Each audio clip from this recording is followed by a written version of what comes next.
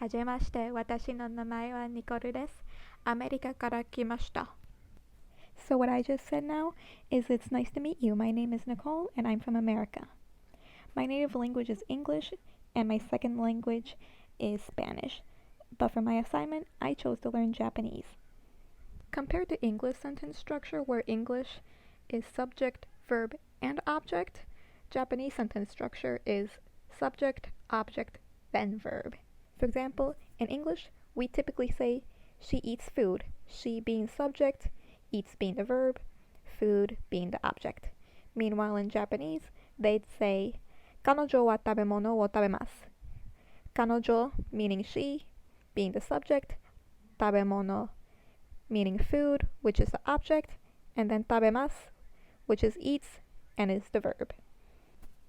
In English, we typically have a one word that just means whatever you're trying to say.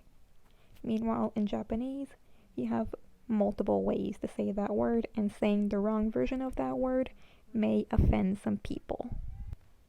Typically in English, where we have one word that means the same thing, in Japanese, they have many words that can mean the same thing. For example, the word you. In Japanese, they have multiple ways to say you. For example, あなたは、君は、てめえは、貴様、お前は. Those are all multiple ways to say you. Some of them you wouldn't really want to say in a normal conversation as they have a rude meaning to them. Meanwhile, in English, we just have the one way to say you. あなた is a polite way to say you, and is commonly used between strangers who don't know each other. Sometimes it can also mean darling whenever wives are talking to their husbands. So because of that, it's inappropriate to call someone you know anata. Kimi and omae are both casual ways to say you in Japanese, typically used when you're with your group of friends, and typically you don't want to use them outside of that group of friends, as sometimes it may be inappropriate.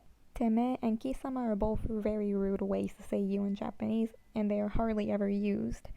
They're more popularly used in media such as mangas and animes, and they're always used whenever they're addressing someone in an angry way.